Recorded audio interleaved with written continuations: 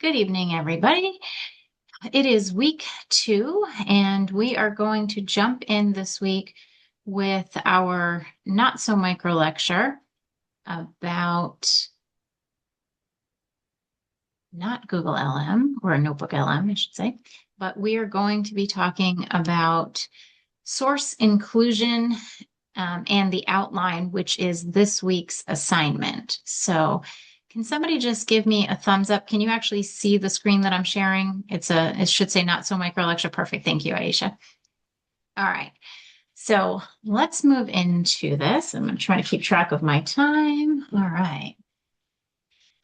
So this is the process that we are looking at in this class. So identifying the problem, searching the literature, preparing an annotated bibliography. All of those should sound pretty familiar because you've done these 3 steps already. This green circle is where we are this week, develop a literature review outline, and these circles are where we are headed. And last week I told you that this inner circle is kind of the traditional lit review process, but what does that look like in action? How do we make it come to life? And that's what I've done in these outer circles here. So, all right. I'm going to cover a few things that you may have already had feedback on from me in your annotated bibliography or the discussion from week 1. But whether you had feedback from me or not on it, this is definitely content that you're going to need to consider for the next steps. Some of this will be more relevant in week 3 than week 2, but certainly some of it is definitely relevant this week as well. All right, and the reason some of it may be more relevant or not just depends on how you approached your annotations, whether you used direct copy, whether you paraphrase them, and how you move information into your outline. So for some of you, it could be more relevant than others this week, and then for some, it may pick up next week. So in-text citations, remember, we are really focusing on APA formatting, APA style. I don't expect you to be an expert in it yet, but we are really going to drill it for citations in this course. As you progress through the program, there's so many things to remember, and you can't possibly commit it all to memory. There are things in my APA manual I look up at 9 in the morning, and then I look up at 3 in the afternoon because I can't remember what I looked up this morning. There are other things that I just know off the top of my head because I've been doing it for a long time. The sooner we start with you, your recall is going to get, your depth of recall and your breadth of recall are going to get wider and deeper, right? Because the sooner you start it, the more practice you're going to have, so that when you get to your dissertation, you're not also going, oh shoot, how do I cite this? What do I do? That stuff will be second nature to you, so your brain can focus on the content. So here we are. There are 2 main types of in-text citations. We have narrative and parenthetical. So a narrative citation is where you have the author and year of publication in parentheses. This is an example here. So Smith et al. 2018. Keep in mind, I know some of you may have gone to grad school when we had the 6th edition. The 7th was released in October, I think, of 2019. So if you were in grad school prior to that and you used the 6th edition for APA, then there are some differences, and this is one of them.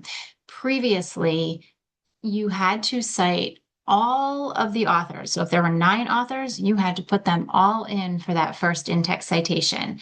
And then subsequent in-text citations you could use et al. 7th edition said, nope, we're going with et al. Right from the beginning. So if it's a single author, you just use the author. If it's 2 authors, you're using and. If it is 3 or more, you're going right to et al. So I know for some people that's hard to get used to. So just, again, the more you practice it. The parenthetical citation is where the author, year, and publication are all in the parentheses. So this is an example of this here. And I've given you page numbers to go and reference this in the manual. And as usual, I will post these slides in the Not So Micro lecture box. So direct quotes.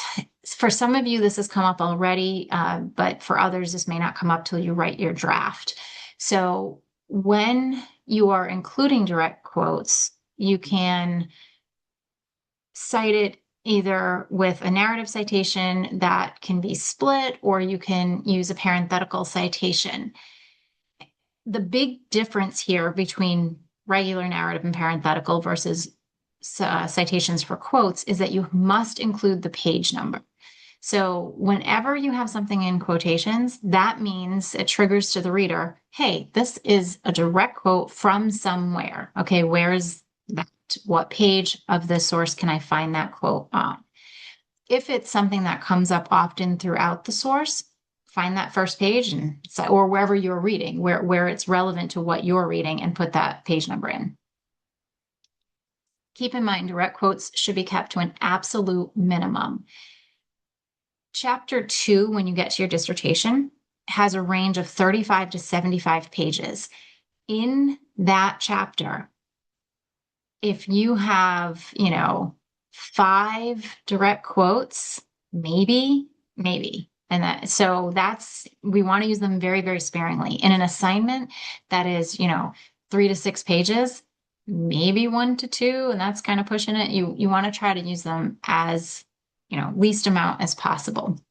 And the reason for that is you only want to use them when it would lose its, integrity. The wording would lose its integrity if you tried to paraphrase it, or if it's something specifically, exact. So you're trying to relay that specifically from the author.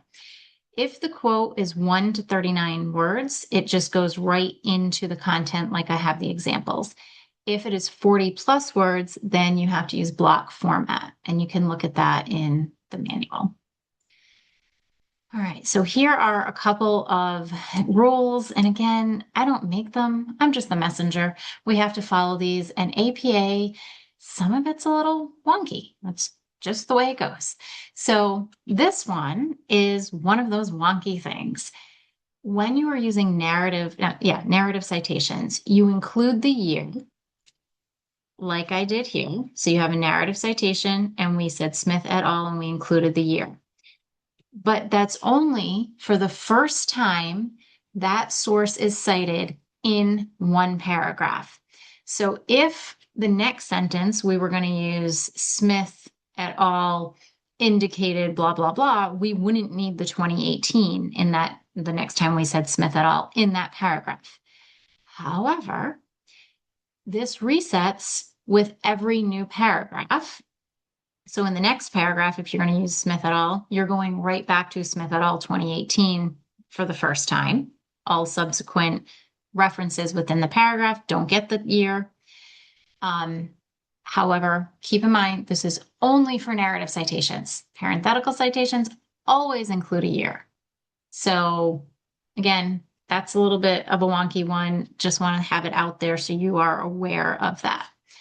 Parenthetical citations with more than one source. So the examples I gave you only had one source, but if you had Smith et al. And Jones and Berkeley, Jones and Berkeley would come before Smith et al., regardless of the years. When we are putting citations in text or even in the reference list, we're not looking at chronology. We are only looking at alphabetical order. That's for parenthetical citations. If it is a narrative citation where you're trying to build on something, where you say Smith et al. Said this in 2015, and then Jones and Berkeley, affirmed those findings in 2021 with their study, blah, blah, blah. So in that case, the alphabetical order doesn't really matter. It's more about the chronology of building your sources. But when you are citing together in one citation, it's always in alphabetical order. All right, et al. Is plural. Please treat it that way. So make sure the language surrounding the et al. Makes sense. So it's not Smith et al. Explains, it's Smith et al. Explain. All right, and this last one over here. So narrative citations use the word and, A-N-D. So Jones and A&D Berkeley. Parenthetical citations would use the ampersand. We are at secondary work citations. So this doesn't come up as much maybe from the annotated bibliography, but it could, because sometimes within, a source that you're reading, they're citing someone else. Well, how do you handle that? The answer is a little different in classwork versus dissertations. So in the dissertation, you always want to try to go and find that original source, the primary source. Sometimes you can't, and you have to do a secondary citation, and that's okay. In classwork, I'm not speaking for all assignments in all classes, for all faculty, because it may change, but most of the time, if you have a secondary citation, it's okay because you don't have the time to go track down these primary sources, at least for my classes. So I understand that. If you don't find the primary source, you don't have time, you can't get to it, whatever. This is what you would do. So if you see in an article by Jones, 2017, it says 23% of dogs have brown spots, but Jones is citing Smith. What do you do? Well, this is what your citation could look like. According to Smith 2015, 23% of dogs have spots, as cited in Jones. So you're giving Smith the credit for the stat or for the statement, but you're letting the reader know you found this information in Jones. There are multiple ways that you could arrange this. You could put the Smith 2015 as cited in Jones 2017 in parentheses together. There's different ways you could format this, but the point here is that it is very important to not only show that the source you're reading, which is Jones, but to indicate that that's the secondary source, that Smith is the primary. I know I'm going through this a little bit fast, just trying to give you all this information so that you have it, you've heard it, it's kind of swirling around up there so that when I give you feedback, you're not like, where did that come from? Aisha. Did it go off mute? Oh, hi, everybody. I have a question about this. Oftentimes, when it's a secondary citation, the secondary citation is outside of the time frame in which we should be using. And so I just am like wanting to be thoughtful about the fact that the secondary citation may not be in that time frame, and how do we manage with that? Do we just maybe go to another one, or what do we do? Okay, so when you say secondary, tell me in this example, which one is secondary, Smith or Jones? Smith 2015. Okay, so that's actually the primary. So the primary source in this case is Smith, and Jones is the secondary. Got it. You happen to be reading the secondary, but in this example. So as long as the one you are reading is within the time frame that it should be, it's okay if they cited someone not in their time frame or not in your time frame, sorry. And you can still use this progression. That's okay. If the source that you are reading, the primary, your primary source, right? But in this, for this information, it's the secondary, but the one you are reading, if that should be within your time frame. So that's where you want to worry about the years. If for this course, for this assignment, this first set of assignments for the first lit review, if you did choose something that was way outside of the 5 to 7 year range, even though that was stated, I'm not asking you to go back and find new sources because that would take too much of your time and we need to keep moving. So what I would say there is that instruction was listed in or stated in the assignment instructions, and some people totally disregarded that. They chose sources from 06, 2012, whatever. Again, if this was your dissertation, I'd say, okay, you need to go find updated sources, but for time-wise, it's not the end of the world right now. We want to focus on using what you have and moving forward. Thank you for that question, Aisha. If anyone has questions as we go, feel free to raise your hand. All right, in the end of work citation, so your reference list, Jones would be cited, not Smith, because in APA, we only use a reference list. I know we just did an annotated bibliography, but that's its own thing.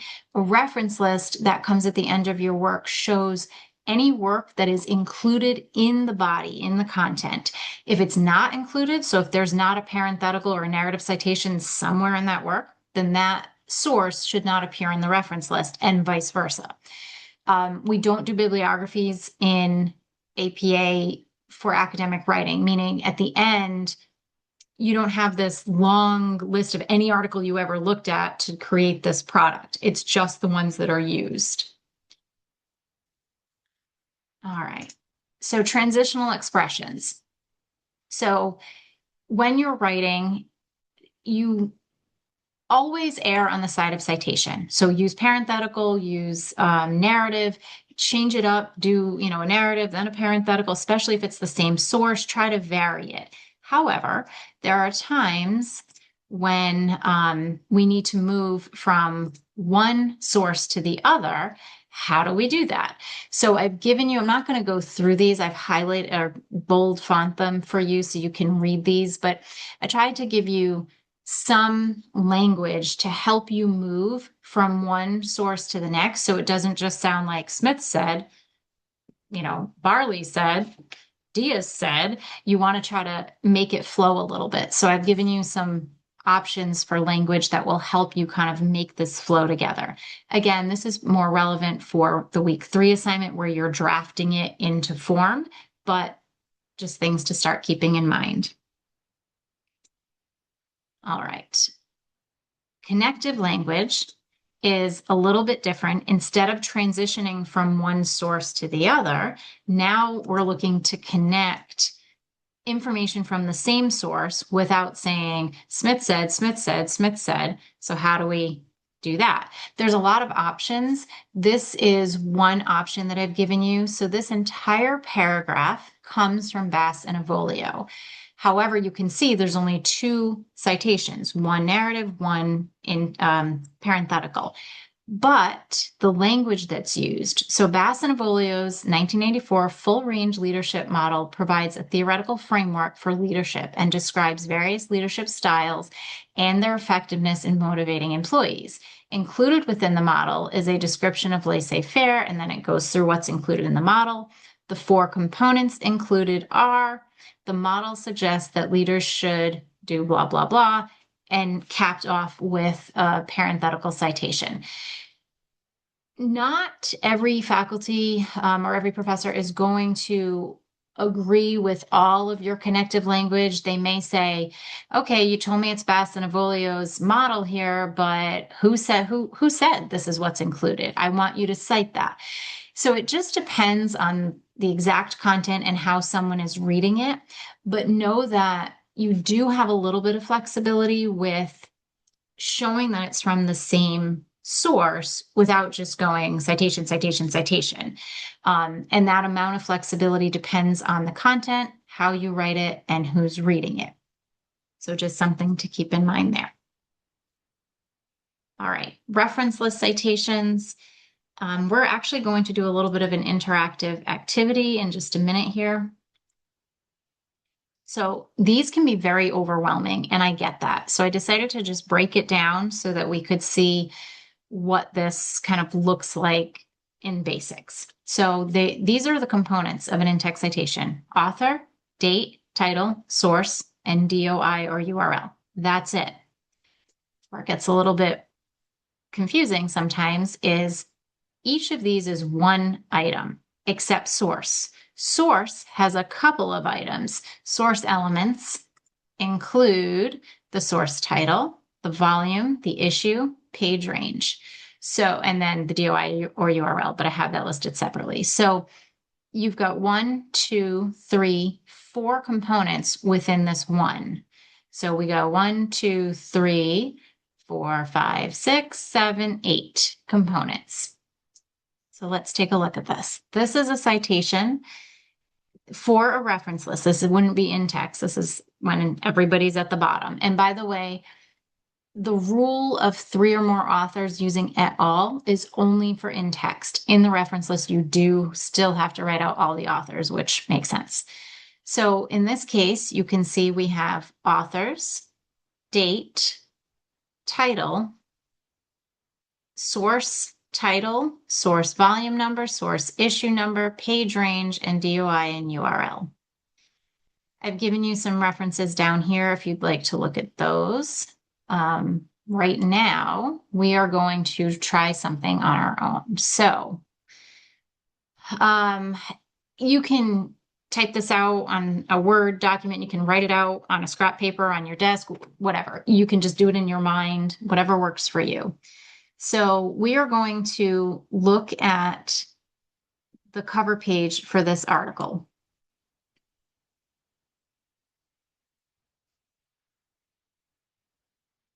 This is what it would look like if we pulled up this article and now we have to make a citation for it. So I'm going maybe to go back to my PowerPoint. Here we go. All right. And so that's where it lives on the web, but I've copied it here so we can see it. So now what we need to do, we need to write our citation. So we want to go find the components that we need. All right. Well, we need an author. Okay. So we're going to go and look for the authors. They are right here. Oops. No, no, no, no, no. It's going to take us out. No, sorry about that. I clicked on the page instead of over it. Okay, so here are our authors. So we have those. So what you want to do right now is write them out or think in your mind what those would look like if we were creating the citation for this. Those are the authors. And you can just kind of abbreviate. You don't need to write out their whole names because we want to move through this. What would it look like if you had the authors listed? The next component is the date. I know there's a few authors and their names are not common, so I'll give you a second here. Trying to write those out. All right, so then we would go to the date, and the year is 2023, right, listed up here. Now, this one happens to not, all the words are not in English, so might add one small piece of complexity, but we can do it. So this is 2023. You want to put that into your citation in the proper format. And then the title is here. And again, you can abbreviate that just so that you don't have to write out every word. You would normally, obviously, if you were doing the citation.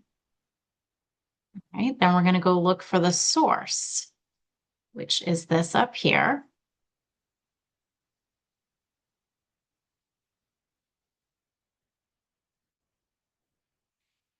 When I stumbled on this, I chose it purposefully because it's not, the words are not so easy that they jump off the page. And that's going to happen sometimes where you actually have to go and look and, oh, shoot, what's the name of this? Where, and it might require you to look it up to see, wait, which thing on here is actually the name of the journal or whatever. So sometimes you have to do a little bit of searching.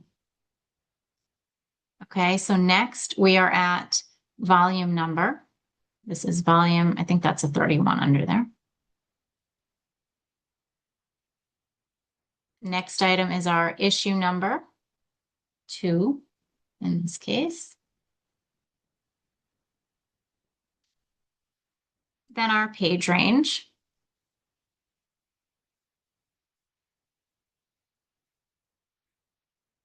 And then finally the DOI or URL, and in this case we have a DOI. So if you have your citation, whether it's abbreviated or not, if you have it written or in your mind of what this should look like, we're going to go to the next slide and you're going to see how yours compares to what it should look like. And if you're following along in the recorded version, you can pause it if you haven't finished your citation yet. And here we go. All right. So on this page, we've got all the components listed again with the page.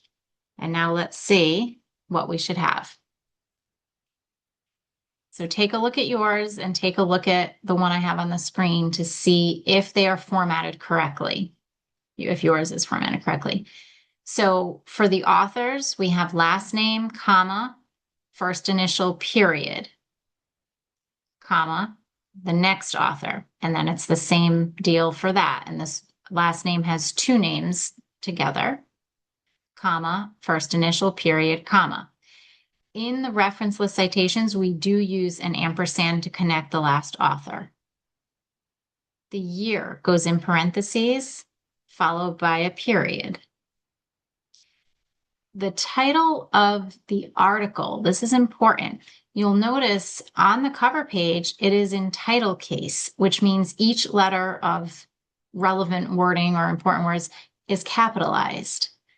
That is title case. In a reference citation, it is sentence case, which means only the first letter of the title gets capitalized or after punctuation.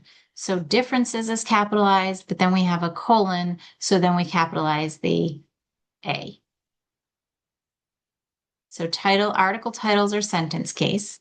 Then we go into the source title, which is title case, so it's how it should be. However, if you'll notice, if you didn't pick up on this, this is italicized through the volume number, which is italicized.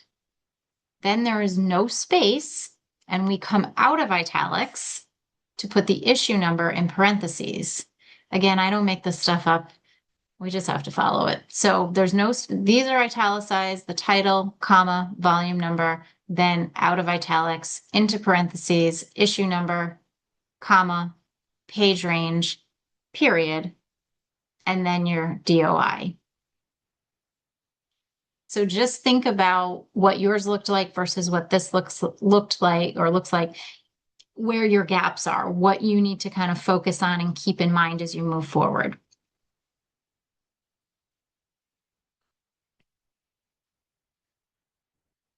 All right, before I move off of this, any questions on this? Okay, so and we can have questions too at the end, but let's move on. And I promise these not so micro lectures do get shorter. This one's a little shorter than last week. It will be. And then they will get shorter, but it's a lot of information. That's so exciting to get out here. All right, APA reference list citations. This is just a reference list for you to click on to see under the APA style guide how to style or design, what's the word, format some of these different citations. So journal article references are where you're going to be most often. That if you're looking at a dissertation, a conference presentation, etc. When we say academic, scholarly, peer-reviewed, we are really talking about journal articles unless noted otherwise. Can you include dissertations? Sometimes, yes, but sparingly. Again, the main rule would be journal article references. And I'm just going to click here so you can see when you go to the APA style guide page, journal article references, it's not just so easy. You actually have 8 options, right? Most of the time you're going to be in that first one, but they are nice enough to show us, okay, if you have a journal article, but it's missing the article number, or it's missing this, or it's that, whatever. They kind of give you the contingency options of if you're missing information, here's how you still cite it. So a literature review, which is, again, really the skills we're honing in this course, is not a series of article reviews. And I'm going to explain what I mean by that. So this is a format for how you can pull your literature review outline together. Your annotated bibliographies are the base, and now the next step. So you're going to review all of your annotations and you're going to look for themes, common threads, almost like you are analyzing qualitative data. Essentially, that is exactly what you're doing. So you're looking at your annotations and seeing, gee, this point is made here and here. Depending on how solid your annotations are from week 1, you may need to go back into the articles and kind of look and see if there are more crossover themes. If you provided a lot of detail and points in your annotations, this might be easier. So first step, looking for themes. Second step, you're going to separate the themes into sections. These themes become your section headings and subheadings. Hopefully you'll see where I'm going with this. So you're going to bring all the points from each article or annotation that are relevant for that theme, that section heading, into that section. It's a good idea to bring in the citation as well, like just do an in-text citation that you can keep copying and pasting, one for each of your annotations, or each of your sources, I should say. That way, when you bring in a bunch of points from all these different articles, and now shoot, you can't remember which sentence did this article go with, which sentence did this article go with. If you plug in an in-text citation as you pull them out of your annotation, it's going to be so much easier for you when you go to write this because you will already have, oh, this point came from this article. Now, as I write it into a sentence, I already have my citation. I don't have to go try to figure out which article did I read this in. You don't want to create more work for you. So I try to give you points or tips that are going to help you to reduce your time in any given, task that you're doing. All right. So you're bringing all the options, I'm sorry, all the points from each article into the section. You're going to bring that citation with you. So we're done here. We already covered this one. Sorry. All right. Each section should contain points from at least 2 sources, but as many as are relevant. So if you have a point that came up in all 6 of your articles, that's fine. You can have a section with all 6 sources supporting it. If you find that you have a point from one of your annotations there's no crossover. None of your other articles had that point or something that could support it or relate to it, then don't make it a section. That means it's not strong enough to stand on its own. You have a choice there. You can either go quickly, I wouldn't spend a ton of time, but if you can find another, at least one more article to support that same point and help you build out a small section, then go find another article. I'm fine if you add articles. If you find that article, now that you're trying to pull them together, it's like an outlier. 5 of them kind of fit nicely and you can make sections, and this one, number 6, just doesn't fit. You can remove it and replace it with something else that will fit better. Just let me know that that's what you're doing in the outline at the bottom. Just let me know, this source was removed, didn't fit. This source replaced it, whatever. And if you don't remove any of them, but you do need to add one to help support a point somewhere, just let me know that as well. This source was added. So this is how you're pulling together your outline for week 2 based on your annotated bibliography. I'm going to move down here. So keep in mind, and again, I won't read this word for word, but you are not writing a series of article reviews. And that is the tendency, especially at this point in the program, for students to do, where you'll have like a whole bunch of information from Smith et al. Then you have a whole bunch of information from Jones and Berkeley. Then you have a whole bunch of information from, citers, whatever. That will read just like that. Smith said, Jones and Berkeley said, Cider said, okay, fine. What you really want to pay attention to is this step here, the themes. Your section headings shouldn't be Article 1, Article 2, Article 3. They should be common themes that you found in your annotations. We'll look at the requirements for the assignment in a minute. I can't remember how many sections I said that you need to have or subsections. I've changed that a few times trying to find the right number over the last few years here, but keep that in mind and you should try to stick to it as close as possible. All right, so here we are again on this. You can read through this, but it's not a series of article reviews. It should be a cohesive product. When you are done with that draft in week 3, it should flow so that we have a section, we have all with these points from different sources. Then we have another section with these points from multiple sources. It shouldn't be very choppy. Source 1, source 2, source 3.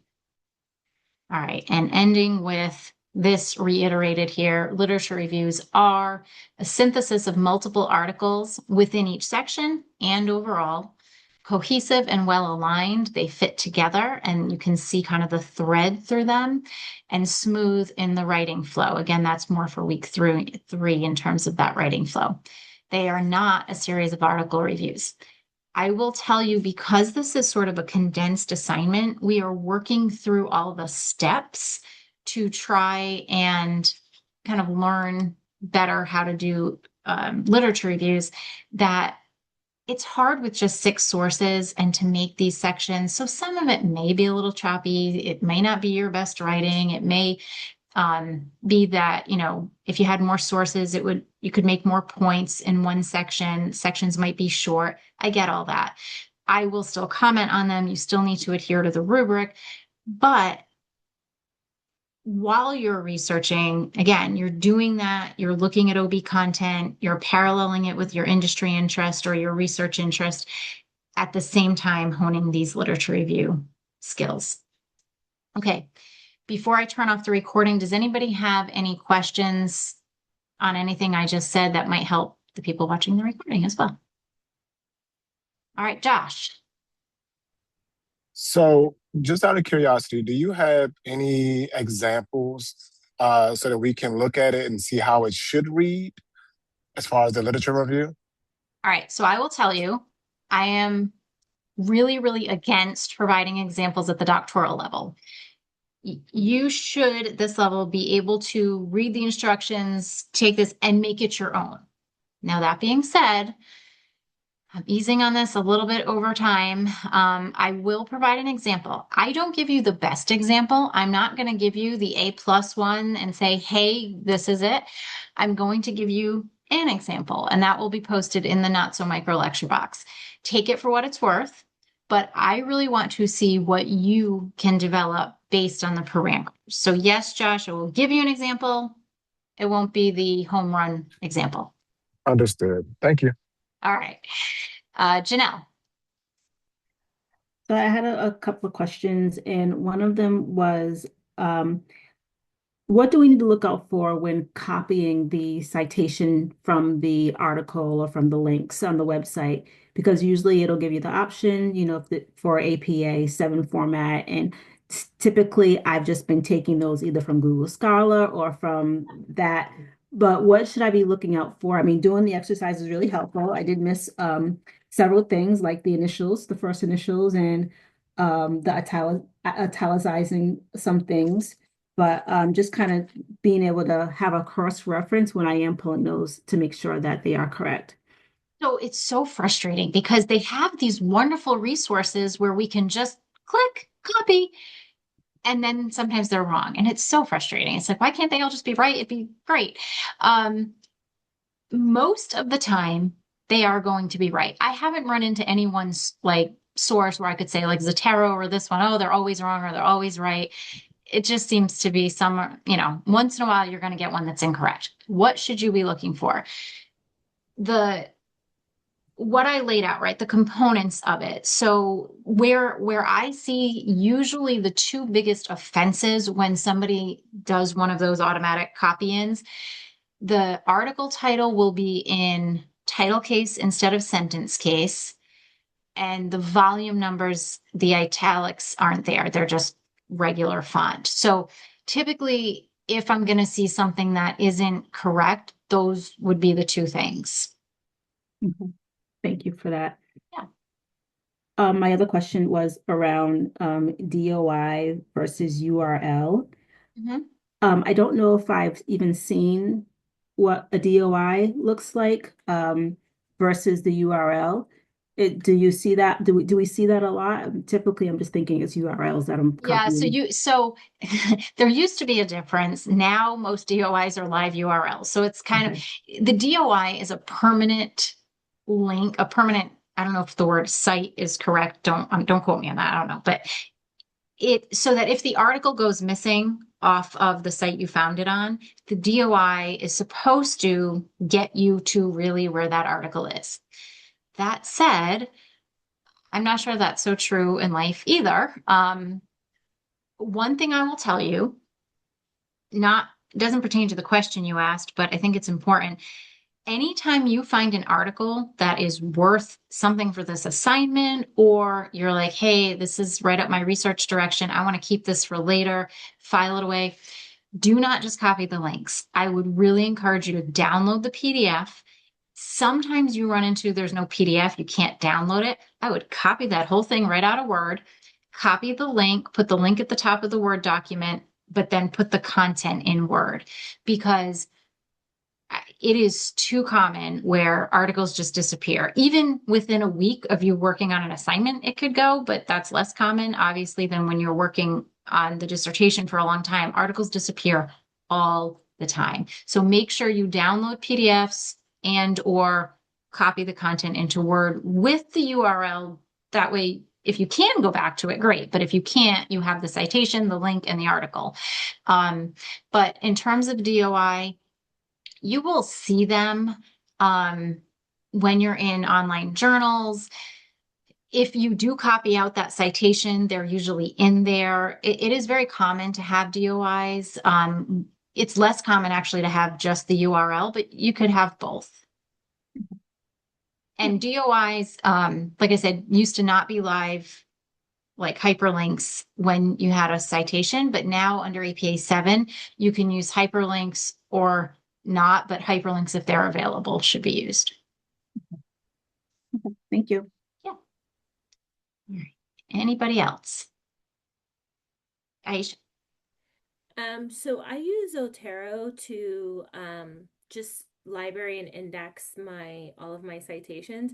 And when you said the citations could disappear, that totally freaked me out because I'm like, oh wait, I thought I'm using Zotero and I'm backing them up. So are you saying that we should have like a secondary source to back up that citation at this Okay, level, or would it be more at our dissertation level? so all right, two directions here. One, so Zotero is housing what you just said, your citations. I believe in Zotero, you're also housing your articles, right? Like you're putting in the links. Zotero, to my knowledge, and I'm not positive of this, I don't think Zotero downloads your article and houses it. I think it like keeps the link basically so that when you go back into Zotero, you can click and go to the link. So as far as it housing your and logging your citations, I believe that is safe.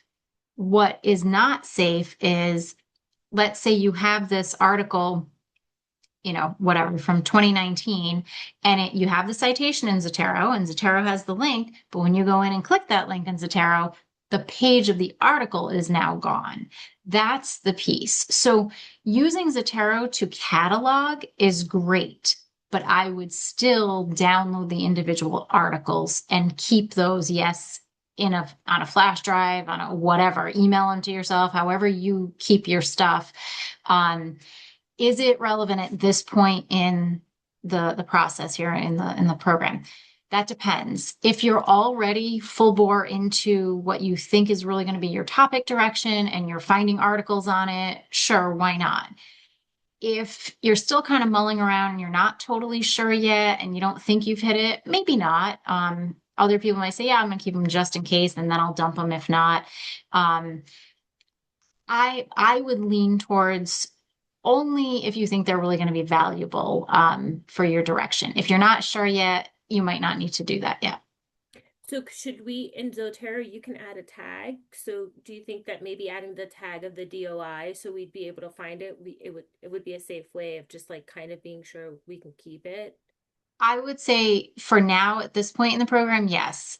As you get closer to dissertation time or articles that you know for sure you want to keep, I I'm old school. I don't trust it.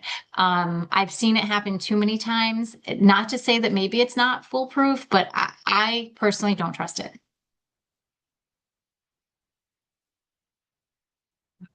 Anything else?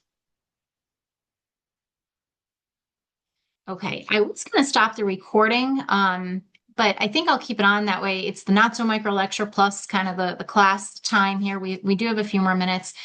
Um, how is this working in terms of the feedback, the announcement, not so micro lectures? How is this working so far, a week and a half into your third course?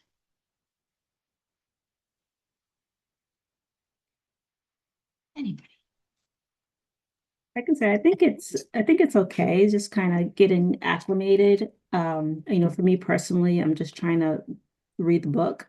That's probably one of my biggest challenges because the way the book is reading, it distracts me from things I need to know, but with all of the other political stuff in there.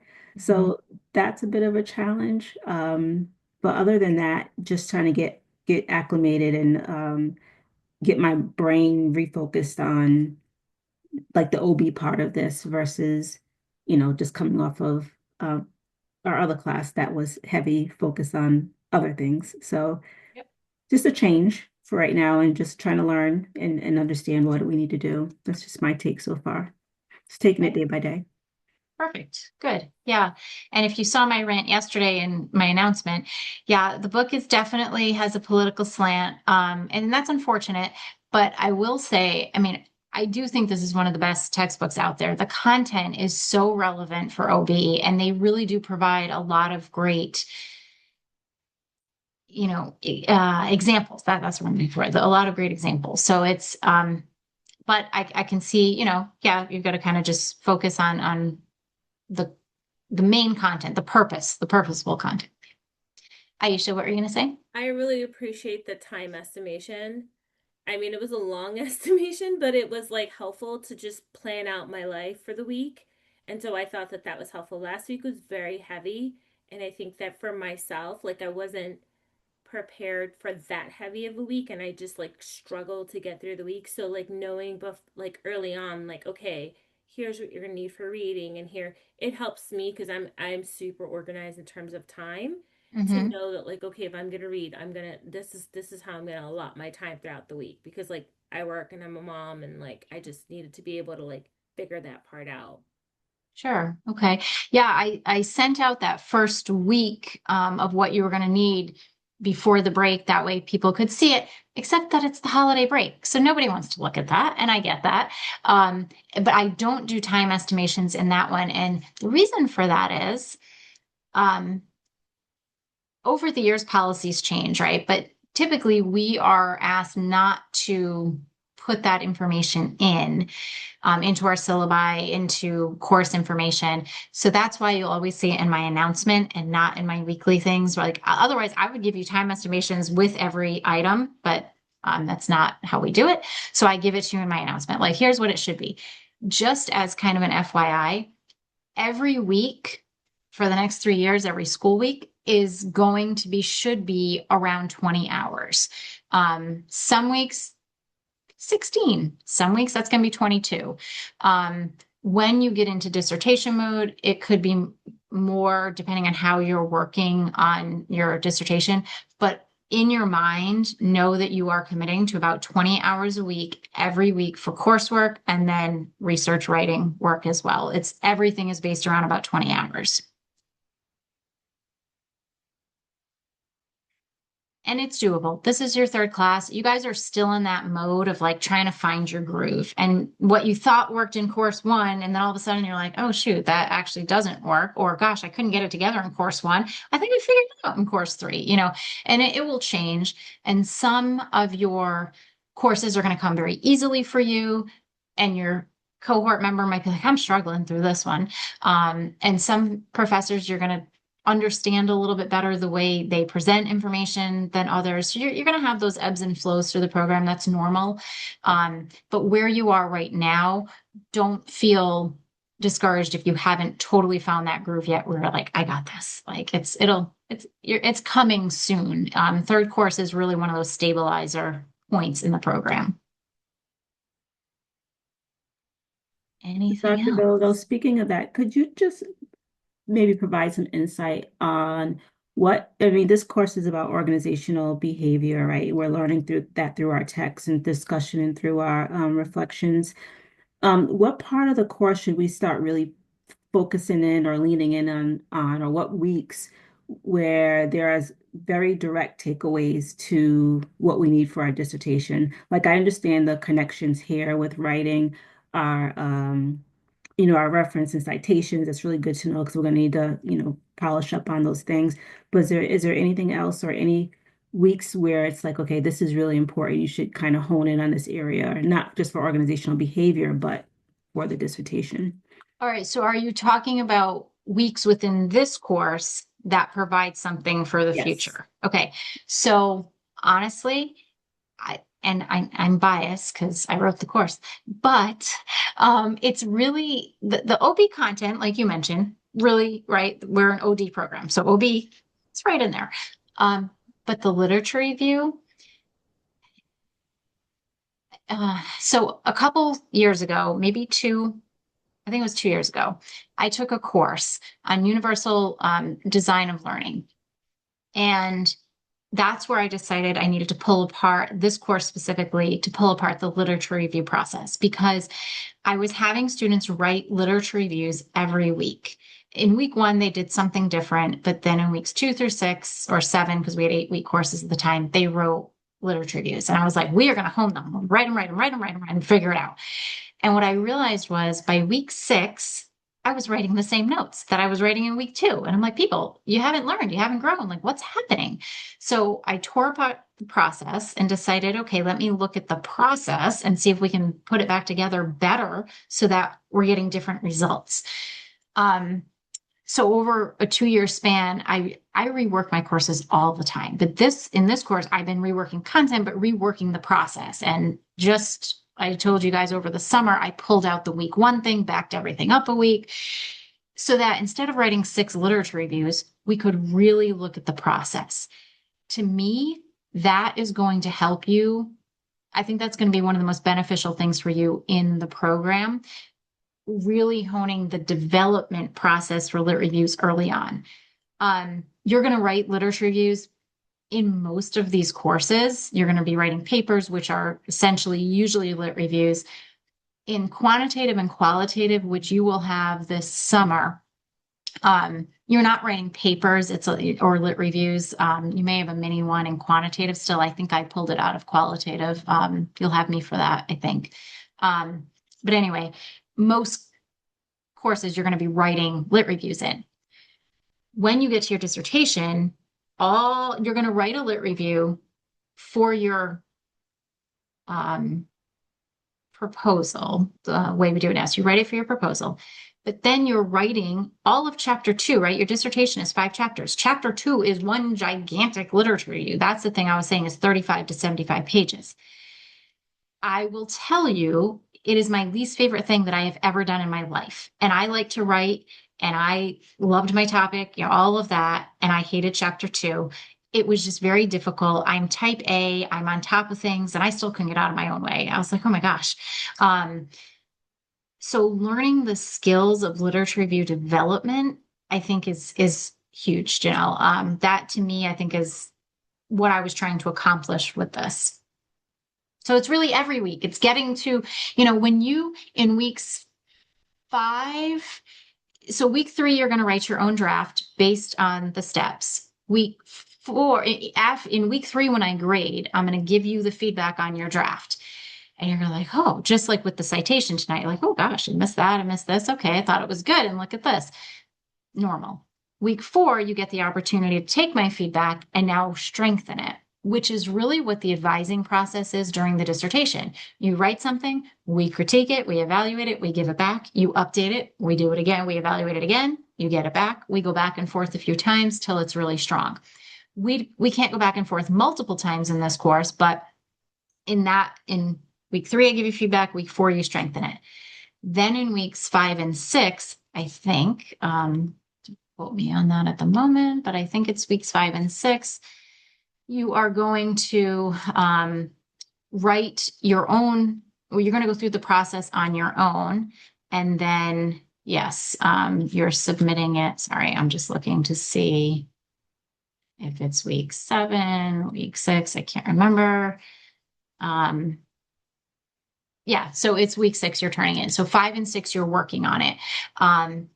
And you get to choose, because maybe some people are like, I didn't like the annotated bibliography piece. I like just looking at the articles and outlining. So I'm going to skip to the outline.